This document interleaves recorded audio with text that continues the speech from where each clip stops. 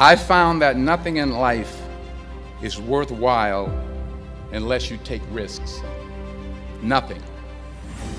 Nelson Mandela said, "There is no passion to be found playing small and settling for a life that's less than the one you're capable of living." Now, I'm sure in your experiences in school and applying to college and picking your major and deciding what you want to do with life, I'm sure people have told you to make sure you have something to fall back on. Make sure you got something to fall back on, honey. But I never understood that concept, having something to fall back on. If I'm going to fall, I don't want to fall back on anything except my faith. I want to fall forward. I figure at least this way I'll see what I'm going to hit. Fall forward. This is what I mean. Reggie Jackson struck out 2,600 times in his career, the most in the history of baseball. But you don't hear about the strikeouts. People remember the home runs. Fall forward. Thomas Edison conducted 1,000 failed experiments. Did you know that? I didn't know that. Because the 1,001st was the light bulb. Fall forward. Every failed experiment is one step closer to success. You've got to take risks, and I'm sure you've probably heard that before, but I want to talk to you about why that's so important. I got 3 reasons, and then you can pick up your iPhones. First, you will fail at some point in your life. Accept it. You will lose. You will embarrass yourself. You will suck at something. There's no doubt about it. And I know that's probably not a traditional message for a graduation ceremony, but hey, I'm telling you, embrace it, because it's inevitable. And I should know. In the acting business, you fail all the time. Early on in my career, I auditioned for a part in a Broadway musical. Perfect role for me, I thought, except for the fact that I can't sing. So I'm in the wings, I'm about to go on stage, but the guy in front of me, he's singing like Pavarotti. He's just on and on and on. He's just going on and on and on. And I'm just shrinking. I'm getting smaller and smaller. So they say, "Oh, thank you very much, and you'll be hearing from us." So I come out with my little sheet music, and it was Just My Imagination by The Temptations. That's what I came up with. So I hand it to the accompanist, and she looks at it and looks at me and looks out at the director and is like, ah. So I start, I'm going to sing. I'm like,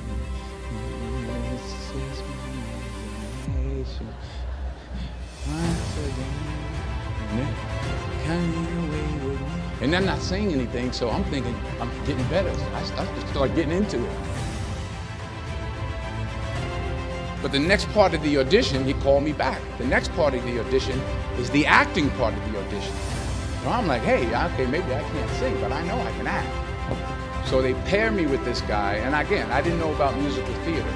And musical theater is big, so they can reach everyone all the way in the back of the stadium. And I'm more from a realistic, naturalistic kind of acting where you actually talk to the person next to you. So I don't know what my line was. My line was, "Well, hand me the cup." And his line was, "Well, I will hand you the cup, my dear. The cup will be there to be handed to you." I said, "Oh, okay." "Well, should I give you the cup back?" "Oh, yes, you should give it back to me, because you know that is my cup and it should be given back to me." I didn't get the job.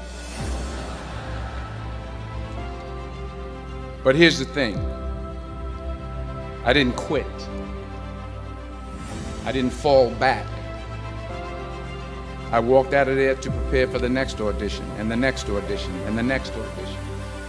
I prayed. I prayed. And I prayed.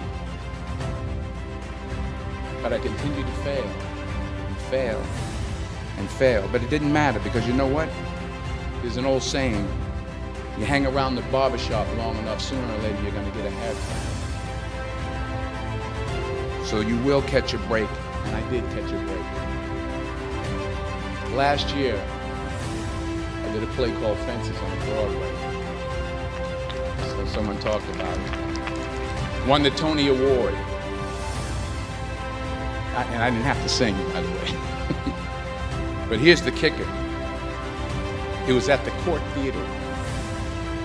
It was at the same theater that I failed that first audition 30 years prior.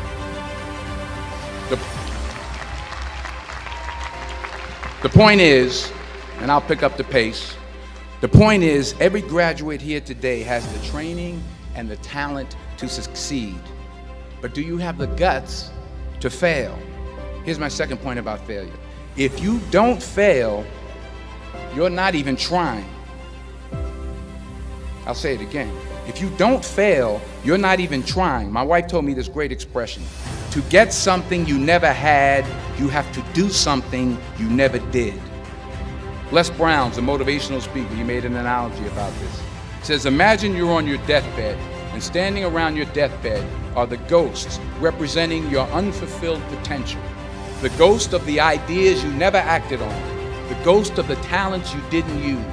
And they're standing around your bed, angry, disappointed, and upset. They say, we came to you because you could have brought us to life, they say. And now we have to go to the grave together. So I ask you today, how many ghosts are going to be around your bed when your time comes? You've invested a lot in your education, and people have invested in you. And let me tell you, the world needs your talents, man, does it ever. I just got back from Africa like 2 days ago, so if I'm rambling on, it's because I'm jet lagged. I just got back from South Africa. It's a beautiful country, but there are places there with terrible poverty that need help. And Africa is just the tip of the iceberg. The Middle East needs your help. Japan needs your help. Alabama needs your help. Tennessee needs your help. Louisiana needs your help. Philadelphia needs your help.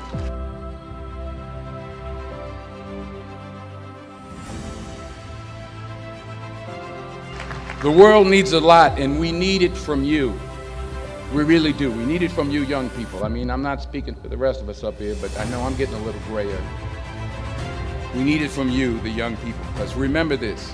So you got to get out there.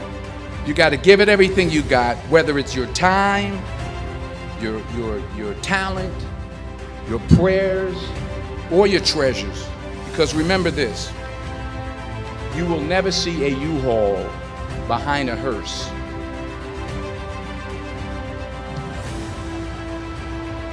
I'll say it again. You will never see a U-Haul behind a hearse. You can't take it with you. The Egyptians tried it, and all they got was robbed.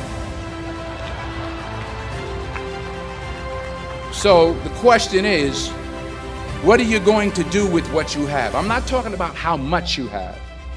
Some of you are business majors. Some of you are theologians, nurses, sociologists. Some of you have money. Some of you have patience. Some of you have kindness. Some of you have love. Some of you have the gift of long suffering. Whatever it is, whatever your gift is, what are you going to do with what you have? All right, now here's my last point about failure. Sometimes it's the best way to figure out where you're going. Your life will never be a straight path. I began at Fordham University as a pre-med student. I took a course called the cardiac morphogenesis. I still can't say it. Cardiac morphogenesis. I couldn't read it. I couldn't say it. I sure couldn't pass it. So then I decided to go into pre-law, then journalism. And with no academic focus, my grades took off in their own direction. Yeah, down. I was a 1.8 GPA one semester, and the university very politely suggested that it might be better to take some time off. I was 20 years old. I was at my lowest point. And then one day, and I remember the exact day, March 27th, 1975, I was helping my mother in her beauty shop. My mother owned a beauty shop up in Mount Vernon. And there was this older woman who was considered one of the elders in the town. And I didn't know her personally, but I was looking in the mirror, and every time I looked at the mirror, I could see her behind me, and she was staring at me. She just kept looking at me. Every time I looked at her, she kept giving me these strange looks. So she finally took the dryer off her head and she said something I'll never forget. First of all, she said, "Somebody give me a piece of paper. Give me a piece of paper." She said, "Young boy, I have a prophecy, a spiritual prophecy." She said, "You are going to travel the world and speak to millions of people." Now mind you, I'm 20 years old, I'm flunked out of school. In fact, like a wise ass, I'm thinking to myself, maybe she's got something in that crystal ball about me getting back into school next fall. But maybe she was on to something, because later that summer, while working as a counselor at the YMCA camp in Connecticut, we put on a talent show for the campus. And after the show, another counselor came up to me and asked, "Have you ever thought about acting? You're good at that." So when I got back to Fordham that fall, I got in and I changed my major once again for the last time. And in the years that followed, just as that woman prophesied, I have traveled the world and I have spoken to millions of people through my movies. Millions who up till this day couldn't see me, who up till this day I couldn't see while I was talking to them, and they couldn't see me, they could only see the movie. They couldn't see the real me. But I see you today, and I'm encouraged by what I see. And I'm strengthened by what I see.